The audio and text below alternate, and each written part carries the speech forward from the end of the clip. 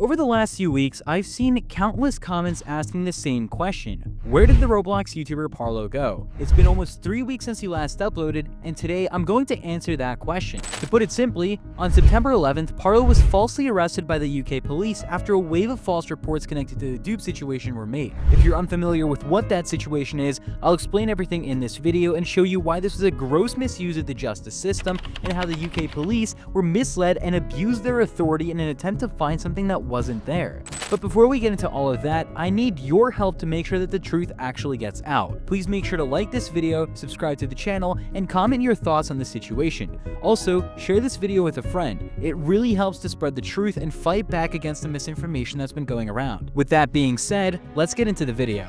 Now, before we talk about the arrest itself, let's go back and explain what the Dupe situation actually was, because this entire false arrest revolves around that. Earlier this year, Parlo announced that he would be making a video about Pyrocynical, exposing all the allegations that Pyrocynical managed to escape accountability for, specifically the allegations, with just one of the many insane accusations being Pyrocynical having a romantic relationship with the 14-year-old while he was 18, and even admitted that he was willing to wait until they turned 16 to make things official. That kind of behavior is very clearly, and Parlo was calling it out publicly. However, instead of people supporting him for taking a stand, many began to harass him for simply speaking up, and this is where things took a darker turn, because that's also how the Dupe situation first surfaced. In April of 2025, a person named Dupe went onto the Pyrocynical subreddit and started spreading false claims about Parlo. In his post, Dupe claimed that Parlo, when he was 19 years old, tried to meet up with Dupe, who claimed he was first purposes. Dupe, however, lied about everything and left out the fact that he told Parlo he was 17,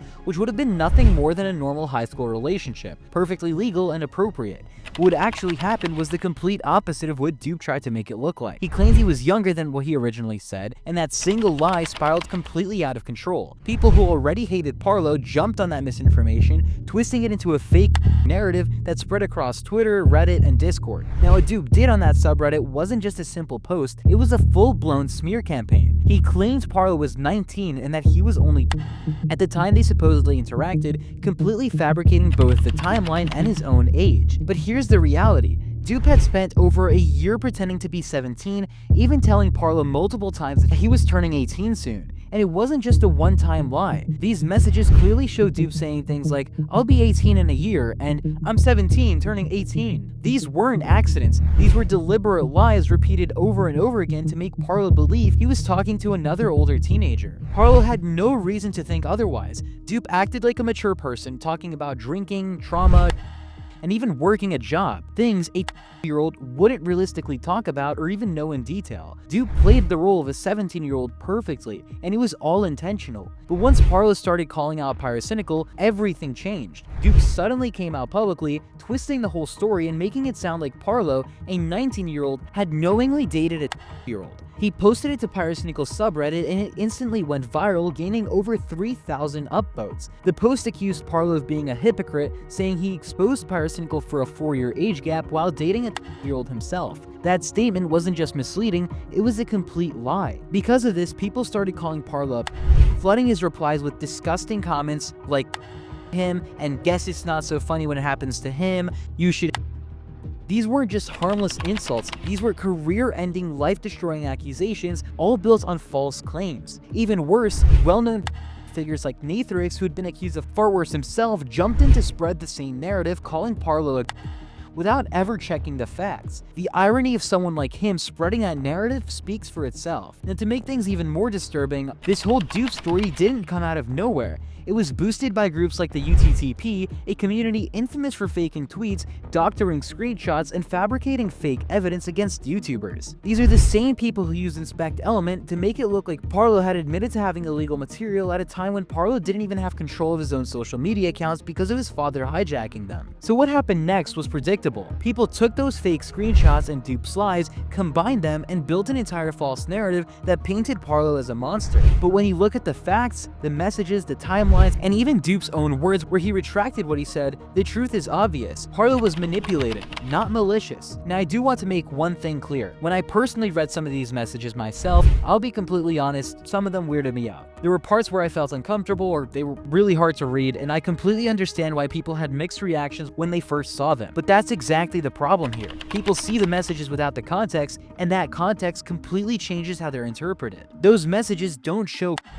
They show confusion, manipulation, and a person who was lied to. It's okay to feel uncomfortable when reading them. I did too, but being uncomfortable doesn't make Parlo guilty of anything. What matters is intent and truth, and both prove that this entire narrative was built on lies. Now that we've gone through the Dupe situation, cleared up the lies behind it, let's talk about how this whole thing escalated into Parlo's wrongful arrest. This next part shows just how far people were willing to go, even to the point of filing false police reports. The person responsible for starting all of this is Natzpop, who played a massive role in spreading misinformation and pushing false claims directly to UK authorities. Before Parlo was detained, Natzpop began publicly boasting on social media about how local authorities were stepping in against Parlo, and even claimed that multiple police departments were now involved in a case against him. In these posts, Natzpop repeatedly called Parlo a massive manipulative liar,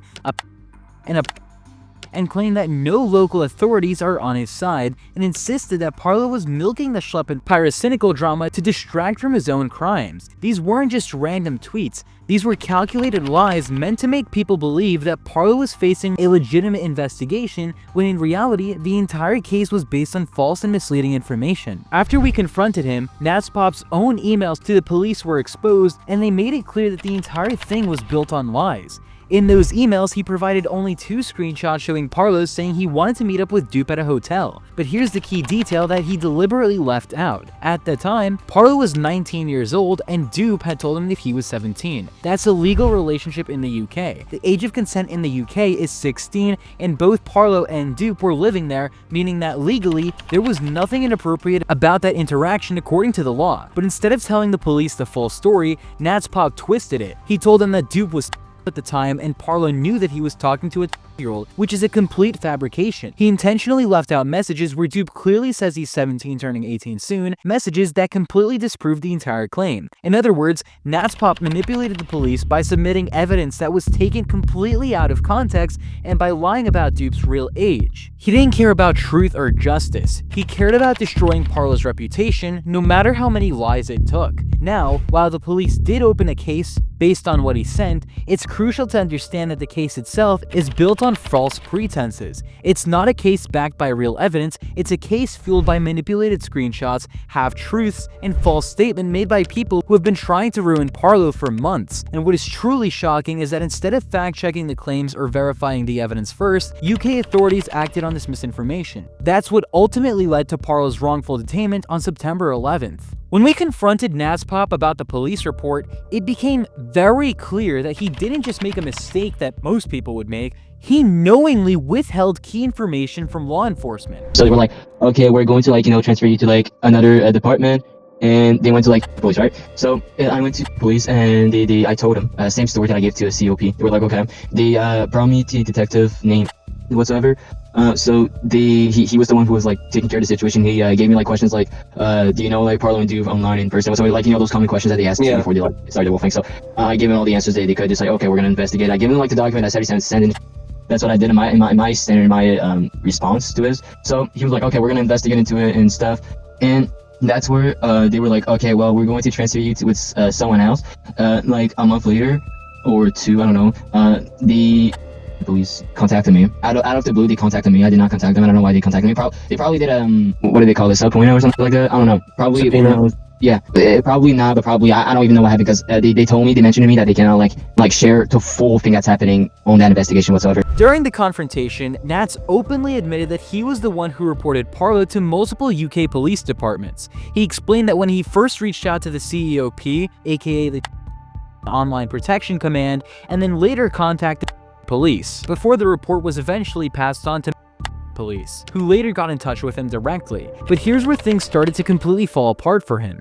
The first screenshot is the one where Parlo was asking Dupe. Yeah. The where they could alternate meet up in a reality show. hotel. Mhm. And then the second screenshot that you provided was Yeah. Parlo saying that he wanted to make out with Dupe in a hotel. And again, in these same emails, you haven't once clarified that Dupe lied about his age. And those were the two screenshots shown on the piece of paper as well.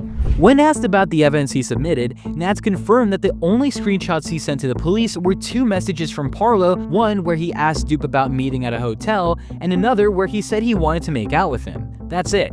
Those were the only two messages that Nats submitted. He didn't send any of the messages where Dupe claimed to be 17. He didn't mention anywhere that Dupe lied about his age. He didn't even provide the part where Dupe said he was turning 18 soon. Instead, he presented the situation as if Parlo knowingly planned to meet up with the 12-year-old.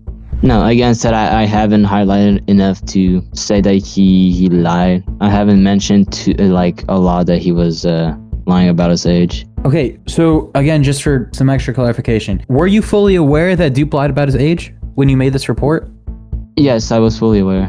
When confronted about this, Nats admitted that he was fully aware Dupe had lied about his age at the time of making the report, but said he didn't highlight it enough. So how many times have you communicated with this officer that you spoke with through email? Like 5 times. 5 times, and not one of those times you actually mentioned that Dupe lied about his age? Just to clarify. I did not and mention it now.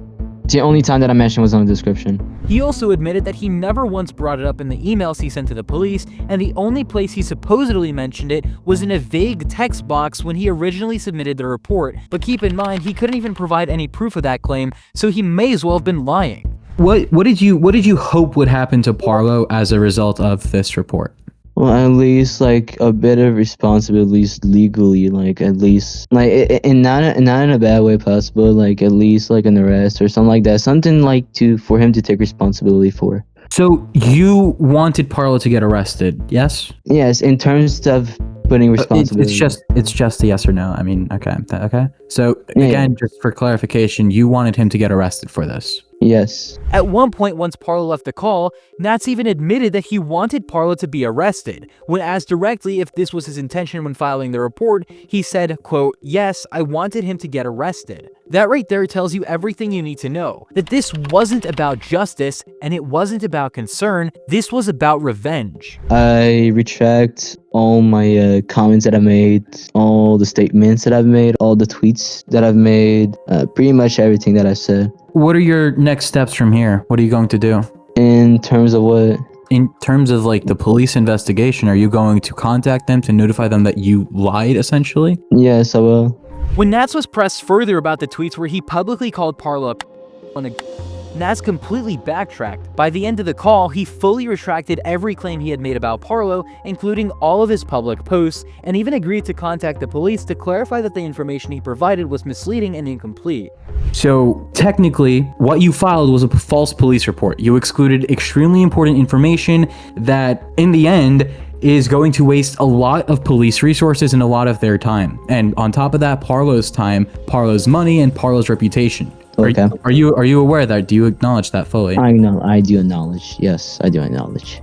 He also acknowledged that what he did wasted police time and resources and admitted that he never should have filed a report in the first place. This call confirmed exactly what we already suspected, that Parlo's detainment wasn't the result of an actual investigation or legitimate evidence, it was the result of a false report filled with misleading information made by someone who was fully aware of the truth but chose to hide it. After the call, Natzpop's behavior only got worse. Instead of taking accountability for the false report he had filed, he immediately started backtracking, trying to twist his own words and deny what he had already admitted on recording. He started claiming that he never said the report was false, even though during the call he clearly acknowledged that filing a report without mentioning Dupe's lies was a crime. He even tried to argue that it wasn't his fault because, according to him, the authorities should have caught that. That statement alone shows how unserious he was about the gravity of what he did. He openly admitted to leaving out documents that mentioned Dupe lying about his age, but then turned around and said that the police were the ones who didn't read it properly. That's not how it works. When you submit evidence to law enforcement, you're expected to provide the full truth. Not half of it, not a quarter of it, the full truth. By filtering what he gave them, Nats shaped the narrative the police saw, and that is exactly what made it a false police report. When I pressed him further on the Google Drive link he sent to the police, the same one attached in the email to Officer, he refused to show what he had actually provided. That response alone tells you everything you need to know. He never cared about truth or fairness. He cared about getting Parlo in trouble, no matter how much he had to lie to make that happen. The entire situation proves that Natzpop wasn't acting out of moral concern, he was acting out of malice. He purposely withheld context, gave police misleading information, and when confronted, tried to play the victim. And the worst part, because of his lies, the UK police actually acted on that misinformation, which leads to what happened next. Parlo getting falsely arrested. Now, I'm gonna be completely honest, what I said initially wasn't a lie. Parlo did actually get 2 community guideline strikes, which kind of happened at the worst time possible. A privated video of Parlo's got a community guideline strike completely out of nowhere. And this happened on September 10th. Now, because of this strike, Parlo and I stayed on the phone during the day while we were trying to appeal that strike, and usually it's actually why we censor ourselves so much in our videos, because YouTube's guidelines are not very fun to deal with. Anyways, after all that happened, still on September 10th at 7:04 p.m. my time, and Parlo's 5 hours ahead of me, which was actually 12 in the morning for him, I was told by Parlo that his family members had been swatted. Now, at the time, we had no idea what was going on. It was September 11th, 12 in the morning for him, and randomly, 8 bomb vans pulled up to one of Parlo's family members' homes asking for Parlo. This obviously freaked out Parlo's family because they had no idea what was going on. So September 10th went from being a very upsetting day for Parlo because of the community guideline strike to being a genuine concern for his family's safety because he randomly thought he got swatted. But it was actually much, much worse than that. At September 11th at 2 in the morning, Parlo and I got another call trying to appeal a strike while talking about what happened earlier in the day. Now, during that call, when we were trying to file that appeal to YouTube, something absolutely insane happened. While writing the appeal, out of nowhere, Parlo looked outside of his window and he saw a bunch of red and blue flashing lights. There were tons of police cars outside of his house with many vans, many cars, and many officers with full-on tactical gear and rifles. At that point, Parlo went on mute. He came back and he told me that he had to leave the call because the police were telling him to get off the phone and shut off all of his devices. And then the call ended. I just sat there completely stunned because I had no clue what was going on or what just happened. Later on, I found out from one of Parlo's close friends that he was actually detained and kept in a holding cell for around 12 hours until the following morning. He was forced to sleep in a police cell because of a false report. Now, to be clear here, Parlo hasn't told me much about the investigation itself. He legally can't. Usually, in cases like this, police confiscate your devices as part of the investigation. Sometimes there's even a bail condition where you're not allowed to contact anyone under the age of 18. I can't confirm if that's what happened here, but based on how these cases usually work, I honestly wouldn't be surprised if that's what he's dealing with right now. Parlo's life was completely turned upside down because of this, all because of one person, Natzpop, filing a false and misleading police report that twisted the truth. That one lie led to a full-on police operation and a wrongful detainment. Now, weeks after this happened, and earlier we spoke about this, Parlo and I confronted Natzpop directly, something we already talked about earlier in the video like I just said. During that confrontation, Natzpop admitted everything. He admitted that he was the one who filed the report, he admitted that he left out crucial evidence showing that Dupe lied about his age, and he even acknowledged that doing that made the report false. That conversation confirmed everything we knew. The entire so-called case against Parlo was never real to begin with. It was built entirely on lies, manipulation, and a deliberate attempt to ruin Parlo's life. And I want to be completely honest here. I've been talking to Parlo for a long time. We've been friends for about a year after all of our drama from years ago. Every time we're on call, I can tell that he's tired of YouTube, tired of the harassment, tired of waking up every day and seeing people call him a on Twitter when he's done nothing wrong. Sometimes we'd be just playing Fortnite talking about normal stuff, and then out of nowhere he'd go quiet because he'd see another thread about him. Another false accusation, another person repeating the same that's been debunked 100 times. People don't understand how damaging this is. False accusations ruin lives, and especially when you target someone who's already been through a lot, someone who's openly struggled with depression and thoughts in the past, it becomes serious. I don't know what Parlo's next step is, but honestly, and I mean this, I think he needs to sue Natzpop and everyone else who keeps pushing out these lies. This has gone way too far. He's made video after video debunking everything, putting out all the evidence, showing all the proof, and yet people won't stop. At some point, enough is enough. If Parlo is watching this video, and I'm sure he probably is,